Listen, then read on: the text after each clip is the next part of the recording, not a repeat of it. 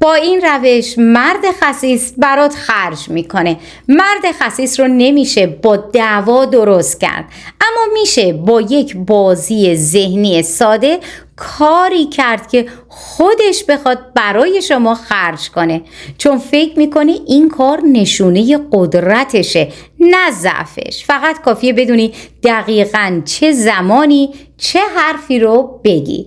تو اگر با یک مرد خسیس در رابطه بودی چطور برخورد میکردی؟ حتما برای من بنویس. چند مدت قبل، فکر میکنم در حدود یک هفته قبل بود که یک ویدیو در مورد اینکه با این روش مرد براتون بیشتر خرج میکنه ساختم که مورد توجه خیلی از دوستان قرار گرفت و چند تا از دوستانمون سوال کرده بودن حالا اگر مرد ما خسیس باشه چه کار بکنیم؟ این ویدیو برای اون دوستان هستش.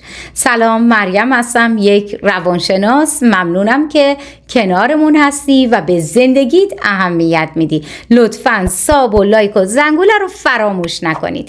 ممنون میشم یک پیام قشنگم برام بذارید. ویدیوهای کوتاه‌تر و نکات بیشتر رو شما میتونید تو کانال اینستاگرام من ببینید. حتما اونجا منو فالو داشته باشید و از نکات گفته شده هم استفاده کنید. همتون رو دوست دارم.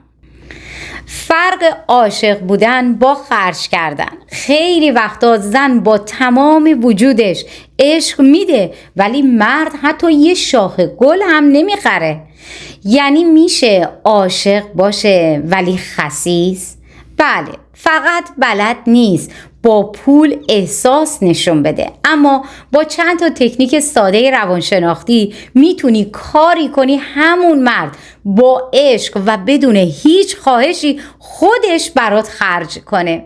چرا خرج نمی کنه؟ چون نیازی نمی بینه. ببین، بعضی مردا خیلی وقتا خرج نمی کنن، نه به خاطر اینکه پول ندارن، بلکه چون احساس نمی کنن خرج کردن نیازه. یه خانومی می گفت شوهرم خیلی هم درآمدش خوبه ولی واسه خودش راحت خرج میکنه، واسه من حتی یه شال ساده هم نمیگیره.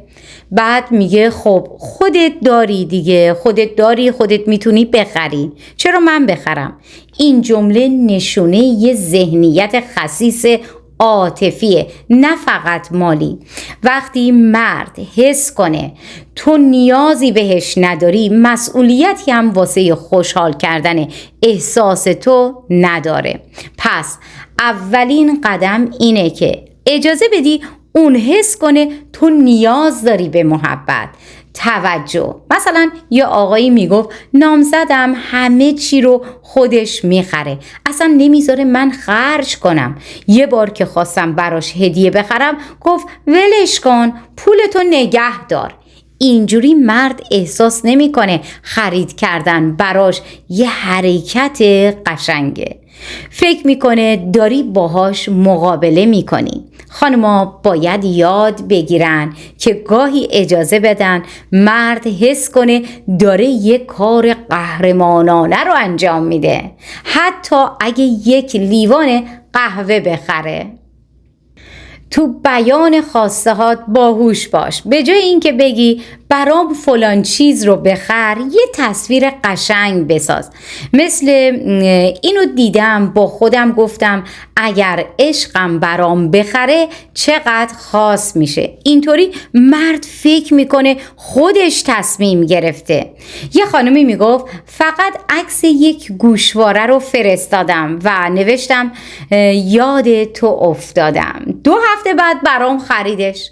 بازی با ذهن مرد یعنی خواستتو با احترام بگی، نه با اجبار.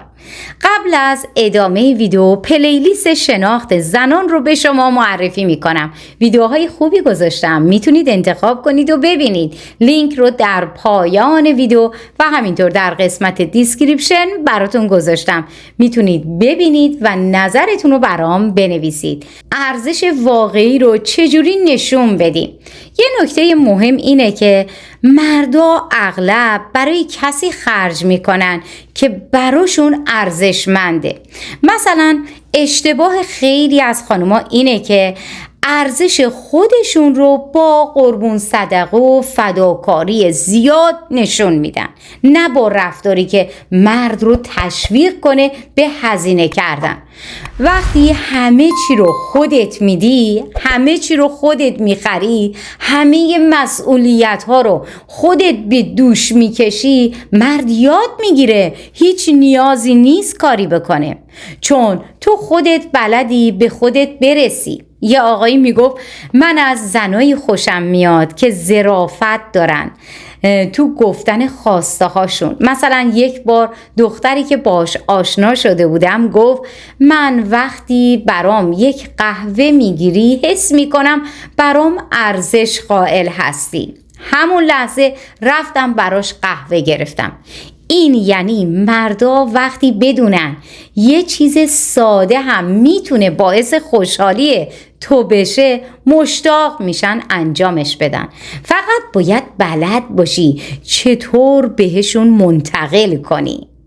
با خواستن ضعیف نمیشی، فقط فرصت میدی، اونم برای رابطه تلاش بکنه. یه خانومی میگفت فقط گفتم خیلی وقت خرید نرفتم، نه غر زدم نه توقع نشون دادم. خودش گفت بریم خرید. بعضی مردا با خرج کردن اضطراب میگیرن، پس باید اول بهشون امنیت رو بدی و بعد خواسته خودت رو جوری براشون مطرح بکنی که حس خوب بهشون بده، نه استرس. خرج کوچیک تشویق بزرگ. یه تکنیک دیگه اینه که مردت رو به خاطر خرجای کوچیک تشویق کنی.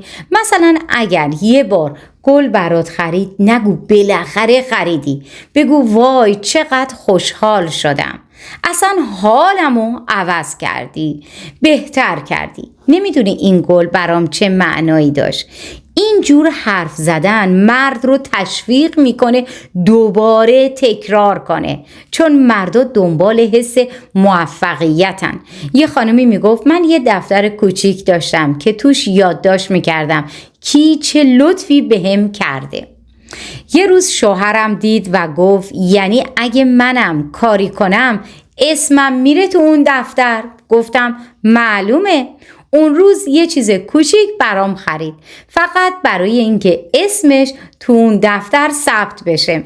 بازیای ذهنی ولی شیرین.